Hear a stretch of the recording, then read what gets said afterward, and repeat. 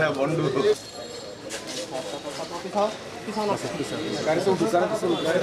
উঠান উঠান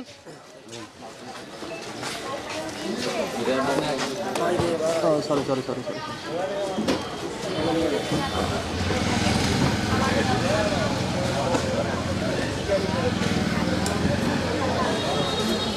আমি ইনফিনিটি গ্লোবাল পাওয়ার লিমিটেডে লিডার হিসেবে কাজ করি। তো ওখানে কাজ করার সাপেক্ষে অনেক মানুষই ওখানে যায়, কনজিউমার প্রোডাক্ট আছে, ওখানে হেলথ প্রজেক্ট আছে, অনেক মানুষই যায়। সেই সাপেক্ষে উনি আমার চাচাতো ভাইয়ের সাথে, চাচাতো ভাইয়ের হলো মানে চাচা শ্বশুরের ছেলে, সেই সাপেক্ষে উনি কনজিউমার প্রোডাক্ট কিনতে গিয়েছিলেন। গিয়ে আমার নাম্বারটা কানেকশন করেন হামিদ। আসামি যে আমার সাথে দুর্নীতি করেছে তার নাম হচ্ছে আব্দুল হামিদ। উনি গিয়েছিলেন, গিয়ে কনজিউমার প্রোডাক্ট কিনে এবং আমার নাম্বার কানেকশন করে। আর মূলত হলো যারা লিডিং দিতে পারে তাদেরকে উনি টার্গেট করে, এবং তাদেরকে তো করাই। একটা অ্যাপস আছে ওনার, সেই অ্যাপসে হলো উনি আগে প্রথমে অল্প টাকা মানুষকে হলো ইনভেস্ট করায়, যে 1000 টাকা ইনভেস্ট করেন। এই অ্যাপসটা সরকারি, আমার কাছে ভিডিও আছে, এই অ্যাপসটা সরকারি, সরকার অনুমোদিত। তো আপনি এটাতে যদি 1000 টাকা আপনি করেন এবং গ্রাহকদের করান, তাহলে সপ্তাহে 400 টাকা লাভ পাবে। তো গরিব মানুষ যারা পেটের দায়ে যারা চলে, তারা 1000 টাকায় সপ্তাহে 400 টাকা, তাহলে মাসে 1200, তাহলে মানুষ ওটা উদ্বুদ্ধ হয়ে করে। তারপরে বলে 1000 টাকায় এত টাকা পাচ্ছেন, 2000 টাকার করেন। 2000 টাকার মাসে যখন মানুষ 2000 টাকার 2000 পায়, তখন মানুষ খুশি হয়ে যায়। সাধারণ মানুষ বলে 2000 টাকার এত টাকা পাচ্ছেন, 5000 টাকার করেন। 5000 টাকায় আপনার 5 দিনে 1 সপ্তাহে টাকা উঠে যাবে, পরে আপনি আস্তে আস্তে লাভবান হবেন। মানুষ এখন কিছুটা লাভের আশায় বা অনেক মানুষ কষ্ট করে চলে, তারা করে কি 5000 টাকা কষ্ট করে হলেও ওই উনাকে দেয়, উনি আইডি করে দেয়।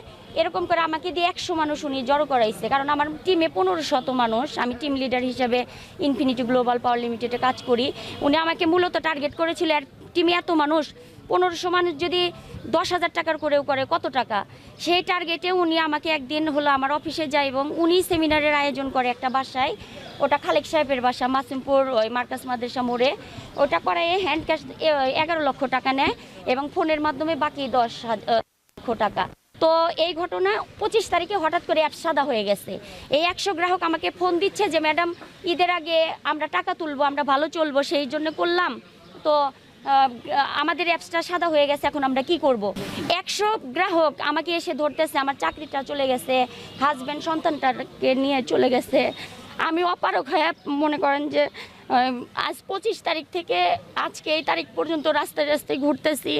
আমি আইনের সাহায্য নিয়েছি এবং আইনের সাহায্য নিয়েছি আরেকটা ভয়ে। উনি আমাকে বিভিন্ন নাম্বার থেকে ফোন দিয়ে জিনের ভয় দেখাইতো, বলতো যে জিনের বাদশা আছে, হামকাইল নাম বলতো, যে হামকাইল মক্কেল এ কিন্তু তোমাকে ছাড়বে না এবং তোমার বাচ্চাকে মেরে ফেলবে, তোমার হাজব্যান্ডকে মেরে ফেলবে। মাঝখানে আমি অ্যাক্সিডেন্ট হয়েছিলাম, পরে ভয় পাইছি যে হামকাইল মক্কেল মনে আমাকে এটা করেছে, সেই জন্য আমি হলো ভয়ে কিছুদিন থেমেছিলাম।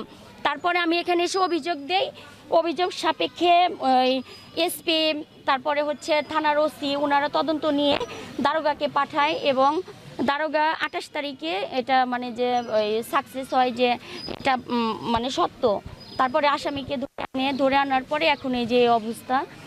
তো উনি হলো মানে এরকম শুধু আমাকে না, বিভিন্ন মানুষকে এরকম প্রতারিত করেছে। উনি একদম রুট লেভেলের একটা কৃষকের সন্তান, উনি অ্যাপসের কাজটা পারে, অ্যাপস নিজে নিজে তৈরি করতে পারে এবং এমন করে মানুষকে মোটিভেশন করে যে মানুষ এটা করতে বাধ্য হয়। আমি একটা ট্রেনার মানুষ হয়ে এত ভুল করেছি যে মানে ওনার কি পরিমাণ আমাকে কথা বলেছে যে আমার মানে ব্রেন ওয়াশ করেছে, যে আমি নিজেই 100 গ্রাহককে করাইছি। তো আমি মানুষের কাছে অনুরোধ করবো এই ধরনের অ্যাপসে যেন আপনারা কেউ ইনভেস্ট না করেন। এই ব্যক্তি, তার নাম হচ্ছে আব্দুল হামিদ, ওনার বাড়ি হচ্ছে সলঙ্গা থানায়। উনি আমাদের সদর থানায় প্রায় 100 জনের কাছ থেকে সর্বমোট 21 লক্ষ টাকা বিভিন্ন প্রতারণা লিফলেট দিয়ে বা প্রতারণার বিভিন্ন অ্যাপস খুলে তাদের কাছ থেকে প্রতারণাপূর্বক এই 21 লক্ষ টাকা হাতিয়ে নিয়েছে। আমি মনে করি আমাদের এটা সদর থানার জন্য একটা বিরাট সাফল্য। এই যে এত 100 জনের মতো মানুষ, তাদের কাছ থেকে তাদেরকে আমরা যাতে ন্যায় বিচার দিতে পারি, এই জন্য আমরা খবর পেয়েছি। খবর পাওয়ার সাথে সাথে আমাদের পুলিশ সুপার সিরাজগঞ্জ জেলার পুলিশ সুপার জনাব মোহাম্মদ সাইফুল ইসলাম শান্ত বিপিএম বারের স্যারের দিক নির্দেশনায় আমরা আসামিকে গ্রেপ্তার করতে সক্ষম হয়েছি। এই ঘটনাটি বেসিক্যালি এই আব্দুল হামিদ অভিযুক্ত, উনি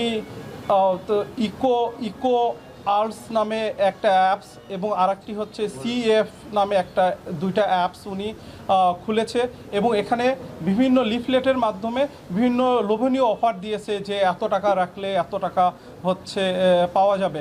তো এভাবে উনি বিভিন্ন বিকাশ, নগদ সহ ওনার যে অ্যাপসের যে সিস্টেম আছে তার মাধ্যমে বিভিন্ন সময়ে আমাদের সিরাজগঞ্জ থানাধীন 100 জনের মতো গ্রাহক 21 লক্ষ টাকার মতো সেখানে ডিপোজিট করেছে।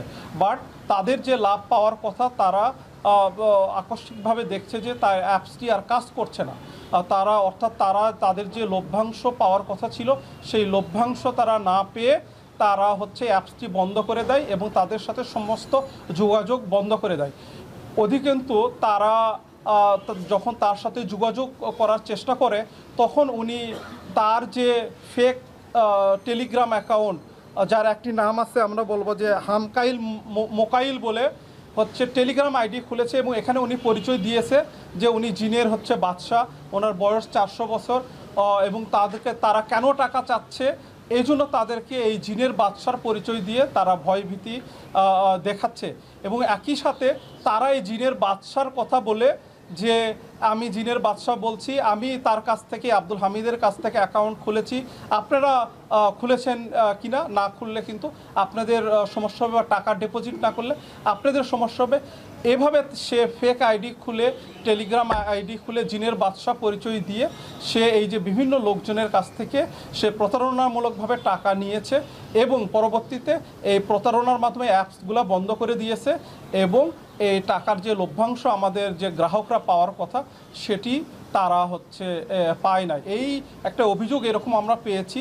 এই অভিযোগের প্রেক্ষিতে আমরা গতকাল তাকে সলঙ্গা থানা থেকে আমরা গ্রেপ্তার করেছি এবং তার বিরুদ্ধে আমাদের আইনগত ব্যবস্থা প্রক্রিয়াধীন এবং তার কাছ থেকে আমরা হচ্ছে একটি ট্যাব উদ্ধার করেছি, একটি স্মার্টফোন উদ্ধার করেছি এবং তার যে লিফলেট, সে এআই দ্বারা বিভিন্ন ছবি তুলে যে তার বড় কোম্পানি আছে, সোলার প্যানেলের বড় বিজনেস আছে, প্লাস হচ্ছে তার যে অফিসিয়াল বিভিন্ন ছবি, সে বড় অনেক কিছু এরকম অফিসিয়াল বিভিন্ন ছবি এআইয়ের মাধ্যমে বানিয়ে লিফলেট ছাপিয়ে মানুষকে উনি প্রতারণা করেছে।